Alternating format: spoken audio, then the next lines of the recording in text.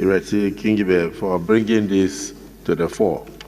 Very soon we'll be celebrating the International Day of the Girl Child. And have we done it already? It's today? In 2 days. In 2 days. So your motion is very apt. Thank you. And of course, everybody that has spoken in favor of the need to allow the girl child to grow and discourage child marriages. And of course, the need to domesticate the Child Rights Act in many states to become laws of the various states of the Federation, and provisions for the education of the girl child and for the growth of the girl child. And without being modest, I was among the first governors in the class of 2007 to domesticate the girl child, or the Child's Rights Act.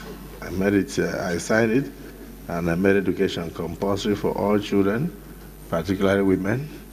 In my state, I paid school fees for them, paid their wife fees for them, provided their all facilities and all, and it was totally free from primary school to secondary school, and even ensured that some that went to technical colleges, we paid their final fees for them, and then of course with scholarships and other facilities. I know that there are still a lot of state governments that are doing that now, and we want to encourage them to continue to do so. Like somebody said, if you educate a girl, if you educate a woman, if you empower a woman, you empower the nation. None of us here will say that he or she was raised by a man. Almost all of us were raised by women. And so the importance of women in our society cannot be underrated. And so it's important that we prepare the girl child for womanhood, to come and be a responsible mother in future as an adult. And recent statistics have shown that the girl child could grow up to become president of even our country. They are currently presidents of many countries in the world. And so there is no height they cannot reach, both in business and in politics. And so it's important that we use that special day to honor them. So I thank you once again for bringing this motion. I thank all our contributors to this motion. So distinguished colleagues, let's go into the prayers. Prayer 1.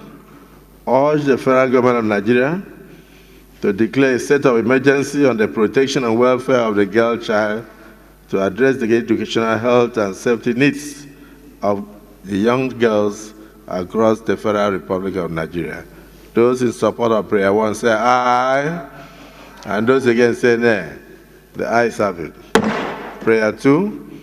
Encourage state governments to domesticate and enforce the Child Rights Act and the Violence Against Persons Prohibition Act, with a focus on eradicating harmful traditional practices like girl-child marriages and female genital mutilation, while ensuring girl-child's protection and empowerment.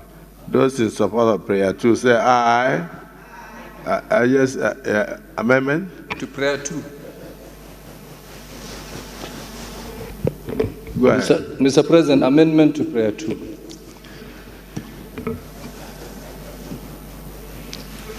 Mr. President, distinguished colleagues, in prayer 2, I'm aware that most of the state governments have domesticated this Child Rights Act, especially in the northern states where the girl child, in respect of the marriage for girl child, it has been domesticated that once a girl child reaches probation period, she can get married.